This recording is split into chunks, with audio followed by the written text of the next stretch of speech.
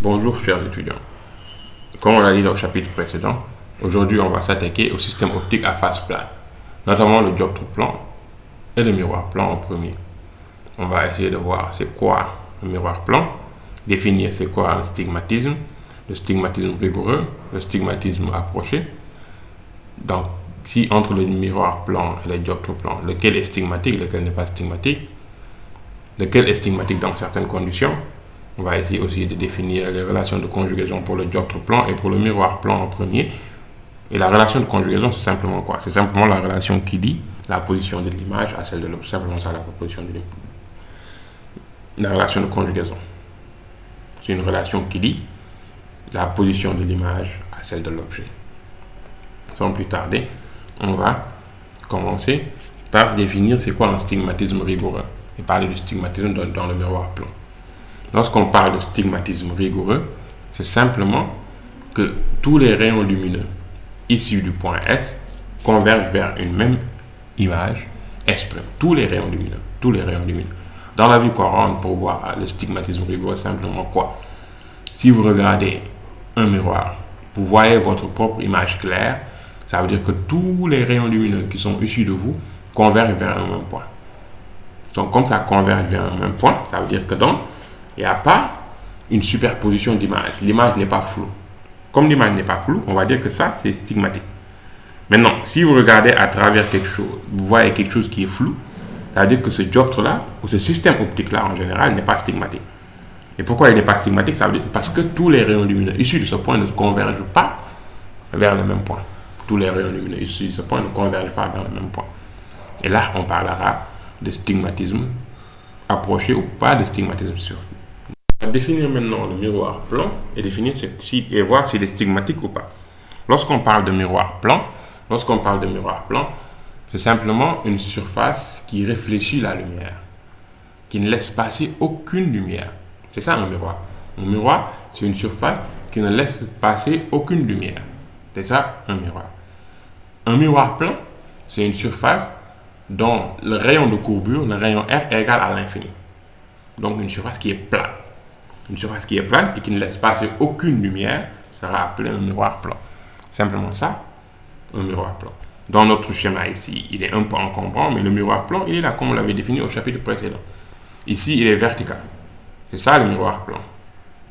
Maintenant, ici, on va essayer de voir si le miroir plan est stigmatique, rigoureusement.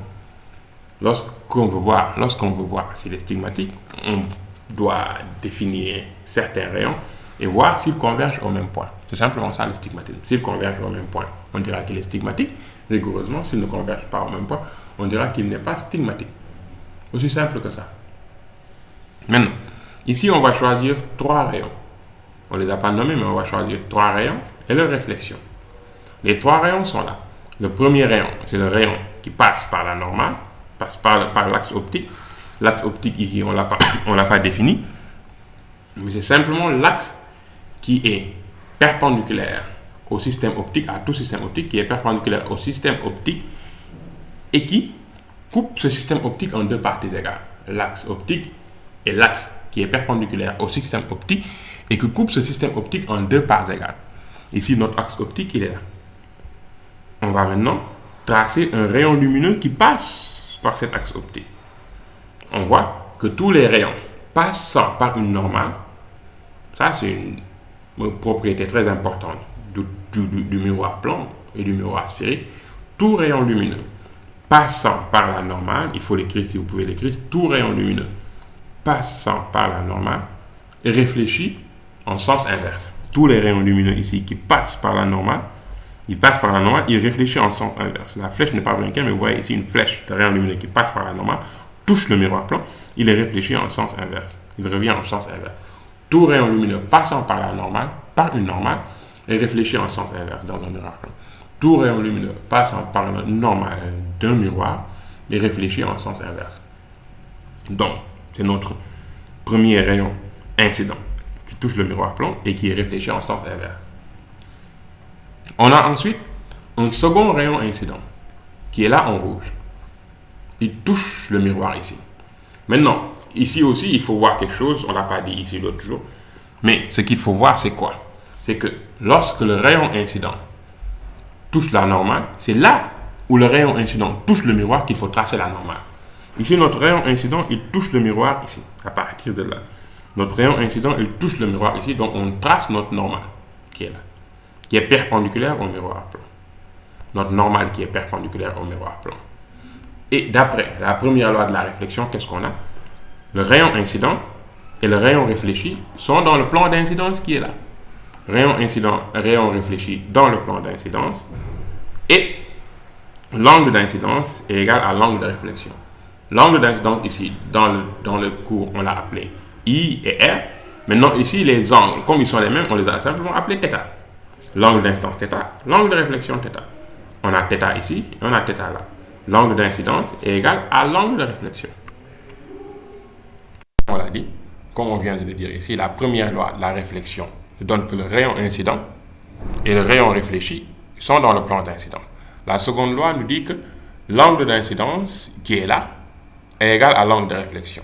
Ici, dans notre angle d'incidence, comme ce que je veux dire, notre angle d'incidence, on l'a appelé θ. Comme il est égal à l'angle de réflexion, on a aussi appelé l'angle de réflexion θ. L'angle d'incidence est égal à l'angle de réflexion, θ égale θ. Donc θ ici, c'est la normale qui est là. Et comme on l'a dit, l'angle d'incidence, c'est l'angle formé par le rayon incident et la normale. L'angle de réflexion, c'est l'angle formé entre le rayon réfléchi et la normale. Maintenant, on a quoi? On a ici un autre rayon incident qui est là. L'autre rayon incident ici, d'après les deux lois de la réflexion, on a le rayon incident qui est là, qui réfléchit, avec un angle d'incidence θ' et un angle de réflexion θ' ici. Non, si vous regardez bien, la normale et le miroir plan forment un angle de pi sur 2, parce que la normale est perpendiculaire au miroir plan. Donc la normale et le miroir plan forment un angle de pi sur 2. Donc si on enlève θ à pi sur 2, il nous reste pi sur 2 moins θ, qui est cet angle. Cet angle-là, c'est un angle de pi sur 2 moins θ. De même, si vous regardez bien ici, cet angle-là, qui est égal à θ, qui est formé entre le rayon réfléchi et la normale, cet angle-là aussi sera égal à θ parce que c'est le prolongement du rayon réfléchi et le prolongement de la normale. Cet angle-là sera θ aussi. De même, c'est la même démarche ici, pi sur 2 moins θ', pi sur 2 moins θ' et θ' qui est là.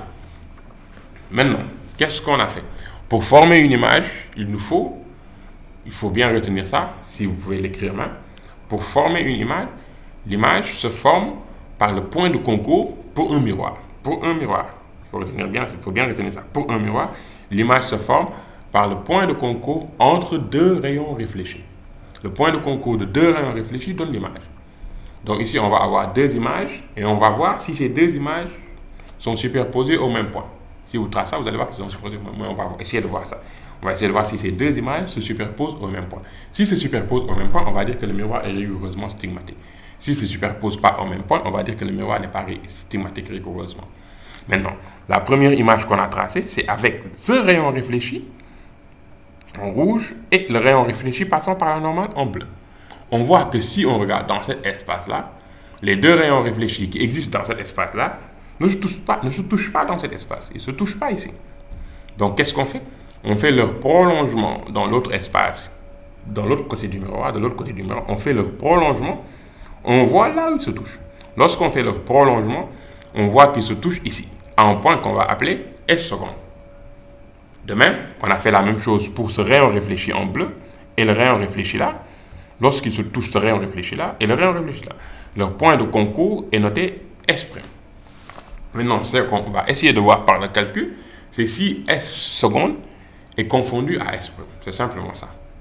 Maintenant, ici, pour voir ça, qu'est-ce qu'on a? On a que si on prend le triangle là, S, O, H, si on prend le triangle S, O, H, si on prend la tangente de pi sur 2, la tangente de ce triangle-là, c'est un triangle. Le triangle SOH est un triangle rectangle en haut. Donc l'hypoténuse ici, c'est HH. Si on prend la tangente de pi sur 2 moins θ, la tangente de pi sur 2 moins θ, c'est égal au côté opposé, donc SO, côté opposé, SO, sur le côté adjacent, OH. Ici, SO, on va l'appeler petit l. Et OH, on va l'appeler OH, on va l'appeler. Et OH ici, on va l'appeler OH, on va l'appeler petit h. SO, on va l'appeler petit l. Et OH, on va l'appeler petit h. Donc, on a ici tangente de pi sur 2 moins θ égale à L sur H. De même, on a le triangle, si on prend le triangle S seconde OH, on a tangente de pi sur 2 moins θ, c'est égal à S seconde O sur H. S seconde O, qu'on nomme L', petit L', donc ce sera égal à petit L' sur H'. Donc on a ici tangente de pi sur 2 moins θ qui est égal à L sur H, qui est égal à petit L' sur H'. Ce qui fait que donc L égale L'. L, c'est cette distance-là, égale cette distance-là. Ça, c'est la première relation. Si on prend maintenant le triangle S, H', O, on a tangente de pi sur 2 moins θ' qui est égal à côté opposé SO sur côté adjacent SH. Donc L, le côté adjacent SH qu'on a appelé H'. Donc c'est égal à L sur H'. Et si on prend le triangle S', H', O, qui est rectangle en O toujours, tangente de pi sur 2 moins θ' sera égal à côté opposé S', sur H'. S', qu'on va appeler L seconde. Donc c'est égal à L seconde sur H'. Donc ici on a L égale L seconde. Et si on regarde bien, d'après les relations 1 et 2 ici, on a L qui est égal à L', qui est égal à L seconde. Donc comme L égale L' égale L seconde, on a donc SO qui est égal à SO', qui est égal à S seconde'. Donc comme S seconde O et S' O sont dans le même sens, on a simplement donc, ça peut simplement dire que S' est égal à S seconde. S' confondu à S seconde. Et comme S' confondu à S seconde, ça veut dire que les trois rayons lumineux vont converger en un même point.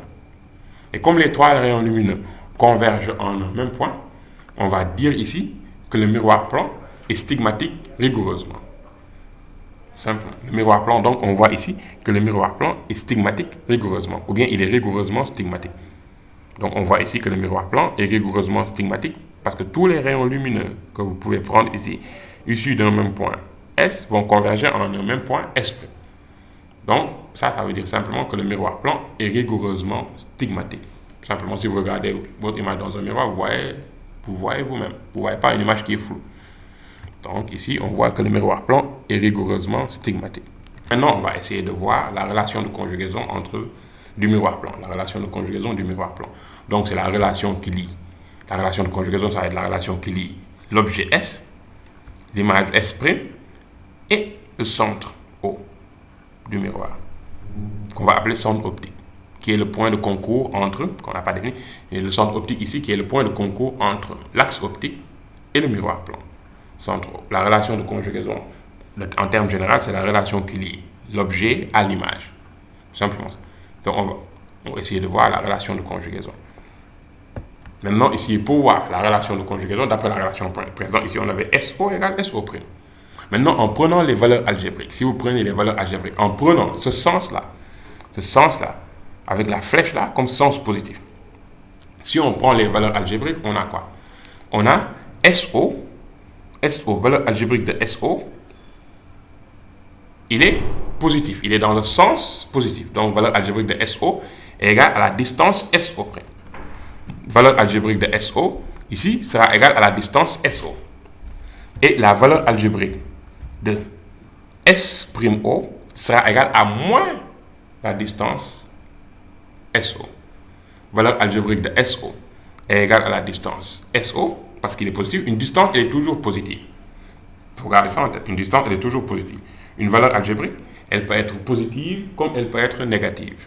Une valeur algébrique, elle peut être positive comme elle peut être négative. S'il est dans le sens positif, on dit qu'il est positif. S'il est dans le sens négatif, on dira qu'elle est négative. Donc une valeur algébrique, elle peut être positive comme elle peut être négative. Si on regarde maintenant SO, valeur algébrique de SO, on voit qu'il est dans le sens positif. De S vers O, donc S vers O, c'est le sens positif. Et le sens positif, donc cette valeur algébrique-là, elle est positive. Donc on dira que la valeur algébrique de SO est égale à la distance SO qui est positive. Maintenant, si on regarde la valeur algébrique de S'O, on voit que la valeur algébrique de S'O est dans le sens contraire. La valeur algébrique de S'O, S' vers O. Il est dans le sens opposé du sens positif. Donc la valeur algébrique de S'O est égale à moins la distance de S'O et donc moins la distance de SO. C'est égal à moins la distance de SO. Comme c'est égal à moins la distance de SO, la valeur algébrique de SO sera égale à moins la valeur algébrique de S'O. Et c'est ça qu'on va appeler la relation de conjugaison du miroir plan. Valeur algébrique de SO égale à moins la valeur algébrique de S'O. Et ça veut simplement dire que S et S' sont symétriques par rapport à O. S et S' sont symétriques par rapport à O. Ici, donc, ce qu'il faut retenir ici, c'est cette relation de conjugaison. Deux choses qu'il faut retenir, c'est que le miroir, il est rigoureusement stigmatique et que la valeur algébrique de SO égale à moins la valeur algébrique de S'O. Donc, S et S' sont symétriques par rapport à O. C'est simplement ça qu'il faut retenir. Maintenant, définir quelque chose d'autre de très important pour tous les systèmes optiques, c'est-à-dire les espaces réels et les espaces virtuels. On voit ici que on va définir l'espace objet réel, l'espace image réelle, l'espace objet virtuel, l'espace image virtuelle. C'est quoi un espace objet réel? Un espace objet réel, c'est l'espace où se situe le rayon incident. L'espace où se situe le rayon incident sera appelé espace objet réel. Et l'espace où se situe le rayon réfléchi sera appelé espace image réelle. Donc l'espace où se situe le rayon incident sera appelé espace objet réel. L'espace où se situe le rayon réfléchi sera appelé espace image réelle. L'espace où ne se trouve pas le rayon incident sera appelé espace objet virtuel. Et l'espace où ne se trouve pas le rayon réfléchi sera appelé espace image virtuelle. Donc ici, on voit que donc pour le miroir plan, l'espace objet réel et l'espace image réelle sont situés dans le même sens. C'est pourquoi on parlera simplement d'espace réel. Pour le miroir plan, on ne parlera que d'espace réel. Et l'espace objet virtuel et l'espace image virtuelle sont situés dans le même sens. On parlera d'espace virtuel. Donc pour le miroir plan, on ne parlera que d'espace réel, qui est l'espace où se trouvent les rayons, et l'espace virtuel, qui est l'espace où ne se trouvent pas les rayons. C'est important, pourquoi? Parce qu'une image, lorsqu'un objet se trouve dans l'espace réel pour le miroir, on dira que cet objet est réel. Et lorsqu'une image aussi se trouve dans l'espace réel, on dira que cette image est réelle. Lorsqu'elle se trouve maintenant, l'objet ou l'image, lorsqu'il se trouve dans l'espace virtuel, on dira que cet objet est virtuel ou cette image est virtuelle. Et pour simplement voir une image virtuelle, c'est une image qu'on ne peut pas projeter sur un écran. Et la chose la plus simple pour voir une image virtuelle, c'est de regarder l'image à travers une loupe. C'est une image virtuelle. Vous ne pouvez pas projeter cette image sur un écran. Simplement ça, une image virtuelle. Ou bien l'image que vous voyez dans un miroir, c'est une image virtuelle. Vous ne pouvez pas projeter cette image sur un écran. Donc ici, on va parler d'espace objet réel, l'espace réel, l'espace où se trouvent les rayons, l'espace virtuel, l'espace où ne se trouvent pas les rayons. Là, lorsqu'une image ou un objet se trouve dans l'espace réel, on dira que c'est un objet réel ou une image réelle. Lorsqu'une image ou un objet se trouve dans l'espace virtuel, on dira que c'est un objet virtuel ou une image virtuelle. Simplement ça qu'il faut retenir ici.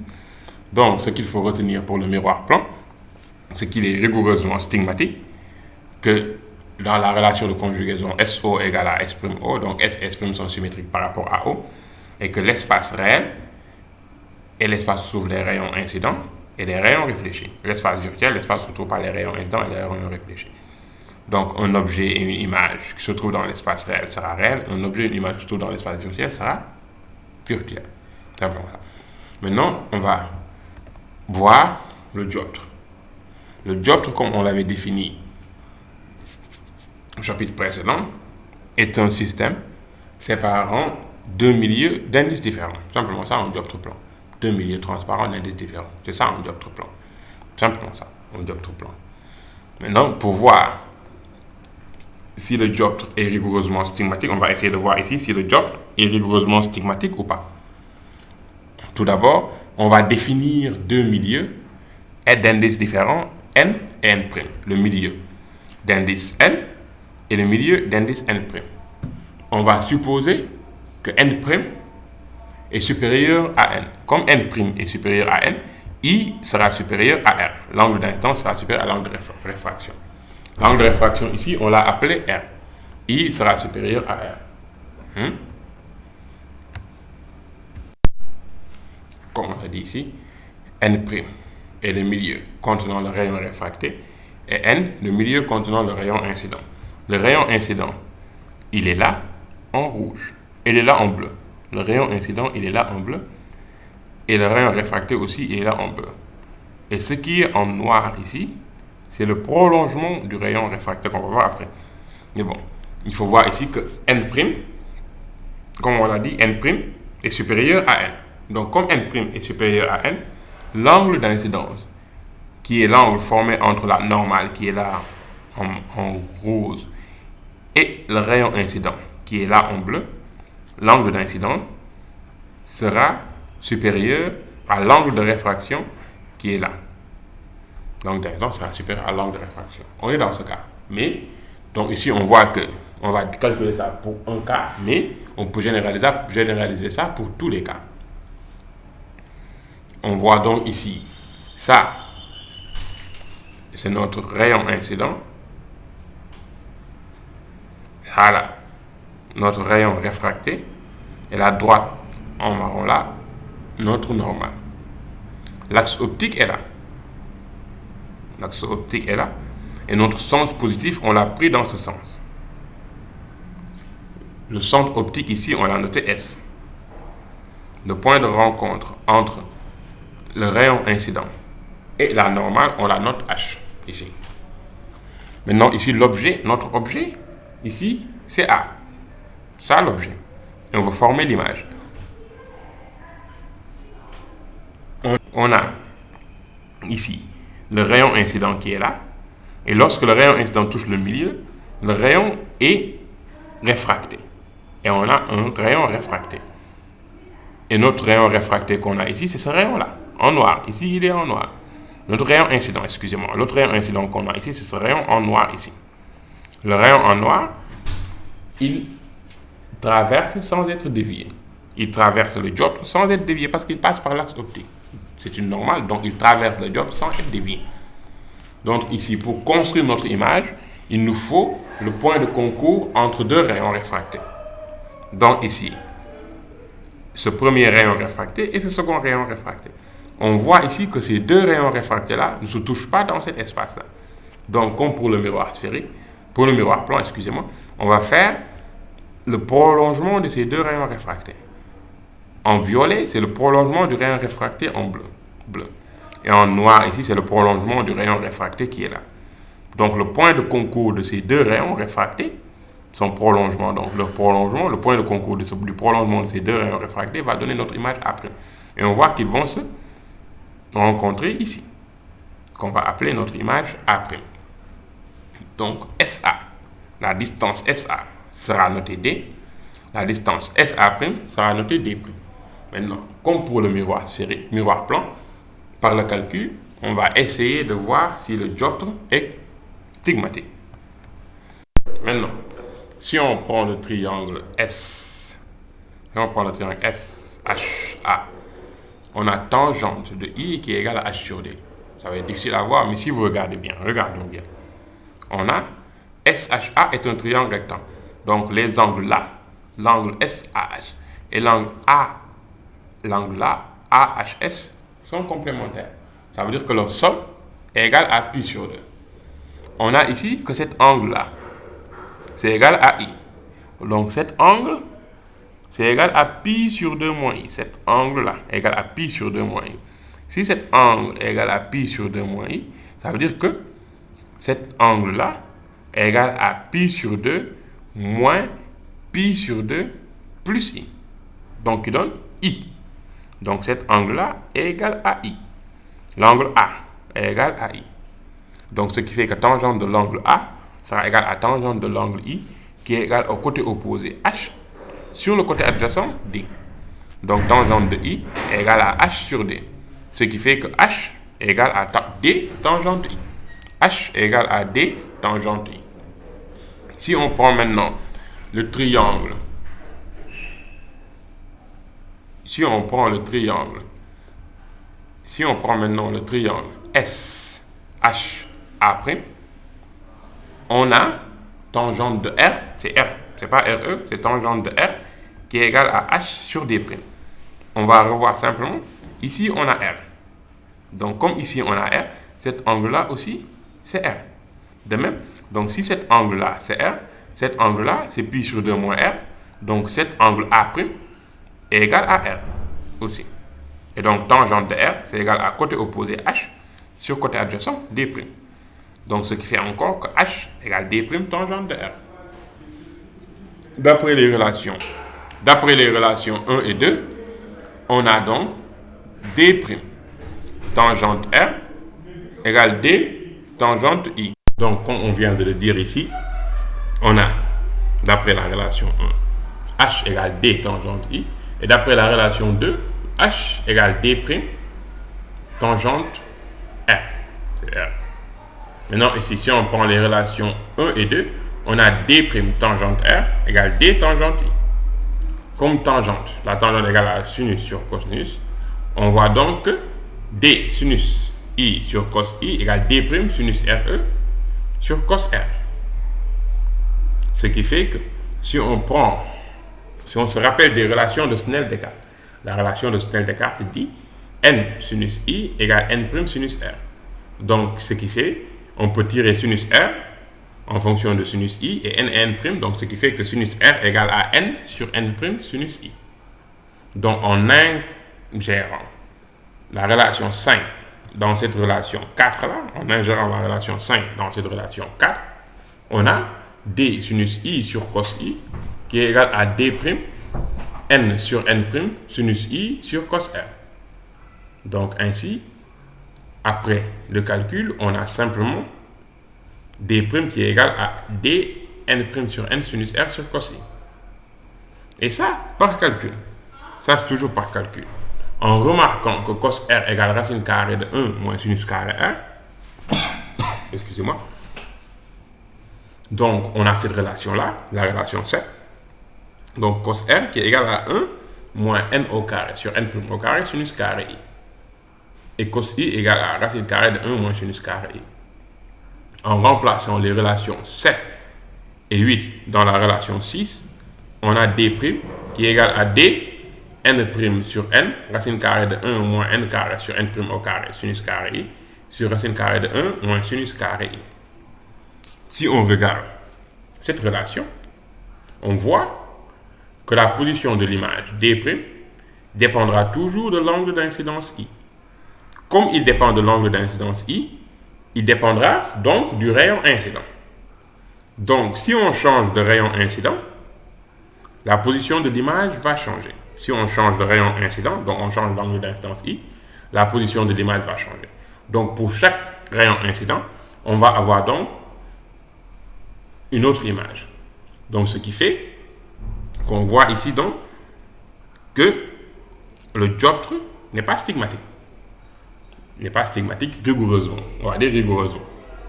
Parce que si vous regardez bien ce qu'on voit, un dioptre, c'est lorsque vous regardez à l'interface séparant l'air et l'eau, c'est un dioptre.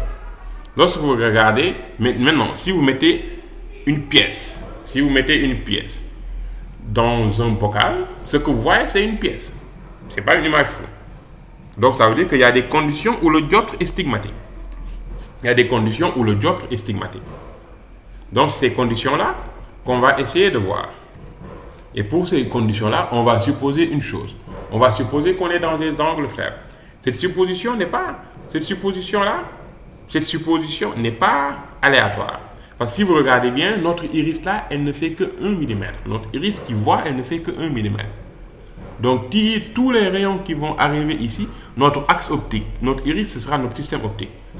Donc, notre axe optique ici, tous les rayons qui vont, notre axe optique est notre 1 mm, donc si on fait un axe optique, les rayons qui vont pouvoir passer auront des angles très faibles. Tout ce qui a un angle grand sera flou. Et pour le voir simplement, c'est que vous prenez votre main, vous approchez ça de votre œil, vous voyez une image floue. Et si vous éloignez ça, donc vous avez des rayons assez éloignés, donc des rayons qui sont assez parallèles à l'horizontale, donc des angles fermes. Donc comme vous avez des angles fermes, donc ici, on voit que tout ce qui arrive dans notre œil, c'est des angles fermes. Et cette hypothèse-là qu'on va faire l'hypothèse des angles fermes. Et si on fait l'hypothèse des angles fermes, le sinus I peut être remplacé par I, et le cosinus I peut être remplacé par 1. Et si vous voulez revoir ce calcul de façon mathématique, vous allez voir votre cours de mathématiques sur les développements limités. Là, c'est expliqué de façon très claire là-bas. Ou bien, si vous êtes un peu paresseux, vous utilisez votre calculatrice, vous calculez l'angle de 0,1 degré, sinus de 0,1 degré et cosinus de 0,1 degré. Vous allez voir ce que ça va vous donner. Vous allez voir que ça va vous donner des valeurs qui sont très proches. Si c'est le sinus de 0,1, vous allez avoir une valeur très proche de 0,1. En radian, faites ça en radian. Et si c'est le cosinus de 0,1, vous allez avoir une valeur très proche de 1, qui est 0, qui est une valeur très proche de cosinus de 0. Si on pose sinus de I égale I et cos de I égale 1, la relation 9 qu'on avait avant, la relation 9 qui était là, la relation 9 là, les sinus là, on va les remplacer par I. La relation 9 qu'on va avoir, on remplace les sinus par I. On a donc D' égale à D, n' sur n, racine carrée de 1 moins n au carré sur n' carré sur I au carré, racine carrée de 1 moins I au carré. Or, on a dit qu'on est dans des angles faibles. Comme les angles sont faibles, I est très faible devant 1. Comme I est très faible devant 1, I au carré sera très très faible devant 1. I au carré très très faible devant 1. Donc 1 moins I au carré sera environ égal à 1. 1 moins I au carré sera environ égal à 1. Et comme I au carré est très très faible devant 1, N au carré sur N' au carré, I au carré sera très faible devant 1. Comme il est très faible devant 1, N au carré sur N' au carré, I au carré moins 1 sera très faible devant 1 et sera environ égal à 1. Donc on voit ici que racine carrée de 1 moins N au carré sur N' carré sur I au carré est environ égal à 1. Et racine carrée de 1 moins I au carré sera aussi environ égal à 1. Donc ici, c'est ça. 1 moins N au carré sur N' carré I au carré environ égal à 1. Et 1 moins I au carré environ égal à 1. Ainsi, la relation 10 là va simplement donner D' qui est égal à D n' sur n. D' qui est égal à D n' sur n. On voit maintenant ici que D' qui représente la position de l'image et D la position de l'objet, D' et D sont reliés par une relation qui ne dépend pas de I. Pour n'importe quel angle d'incidence, on aura toujours cette relation. Cette relation-là ne dépend pas de l'angle d'incidence. On aura toujours cette relation. Donc on voit que dans ces conditions d'angle faible, le dioptre plan est stigmatique. Et on va dire que donc que le dioptre plan est approximativement stigmatique. Donc on dira, c'est ça, que le stigmatisme approché. Et un stigmatisme dans certaines conditions. Donc ici on voit que le dioptre plan est approximativement stigmatique. Pour les relations de conjugaison, maintenant à partir de ces relations-là, on va essayer de définir la relation de conjugaison. D'après la relation de conjugaison ici, on prend SA d'après la relation 11. SA égale SA, D égale SA', D' égale SA', D' égale SA', D égale SA. Donc on a SA' égale SA n' sur n. Et on va prendre leur valeur algébrique. Si on regarde ici, pour le schéma là, le sens positif est là. SA, valeur algébrique de SA, est dans le sens contraire du sens positif. Donc, valeur algébrique de SA égale à moins SA'. Égale à moins SA. Valeur algébrique de SA égale à moins SA. Et de même, valeur algébrique de SA' égale à moins SA'. Et les moins là, ce qui fait que donc, on aura ici, donc, si on prend les valeurs algébriques, moins SA' valeur algébrique égale à moins N' sur N SA. Et si on enlève les moins, on aura SA', valeur algébrique égale à N' sur N SA. SA' égale N' sur N SA, c'est ça qu'on appelle la relation de conjugaison du dioptre plan. Une relation qui lie l'objet à l'image. Cette relation est une relation très importante à retenir. Maintenant, comme pour le miroir plan, on va essayer de voir l'espace, on va essayer de définir les espaces réels et espaces virtuels. Si on regarde bien, si on s'inspire de la définition du miroir plan, l'espace objet réel, c'est l'espace qui contient le rayon incident. Et l'espace image réelle sera l'espace qui contient le rayon réfracté. Pour le miroir, on avait vu que l'espace objet et l'espace image réelle étaient dans le même sens. Mais pour le dioptre, on va voir que c'est différent. On voit que le rayon réfracté et le rayon incident, il est ici, et le rayon réfracté, il est là. C'est ça là. Le rayon réfracté, il est là. Si on regarde bien. Donc le rayon incident, comme il est là, l'espace objet réel sera cet espace. Et l'espace objet virtuel sera cet espace. Cependant, pour le rayon réfracté, l'espace image réelle sera cet espace-là. Et l'espace image virtuelle sera cet espace. Donc on voit que pour le dioptre plan, l'espace objet réel correspond à l'espace image virtuelle et l'espace image virtuelle correspond à l'espace objet. Non, pour le dioptre plan. Donc on voit que pour le dioptre plan, l'espace objet réel correspond à l'espace image virtuelle et l'espace image réelle correspond à l'espace objet virtuel. Et comme on l'a dit, lorsqu'une image se trouve dans l'espace image réelle, elle est réelle. Lorsqu'elle se trouve dans l'espace image virtuelle, elle est virtuelle. De même pour l'objet. Lorsqu'il se trouve dans l'espace objet réel, il est réel. Lorsqu'il se trouve dans l'espace objet virtuel, il est virtuel. On voit que pour notre exemple ici, A est un objet réel, mais A' est une image qui est virtuelle. Donc ici, ce qui est important dans ce qu'on vient voir dans ce chapitre-là, c'est de voir que le dioptre, le miroir plan, il est rigoureusement stigmatique, la relation de conjugaison du miroir plan, et les espaces objets réels, et l'espace réel, espace virtuel du miroir plan.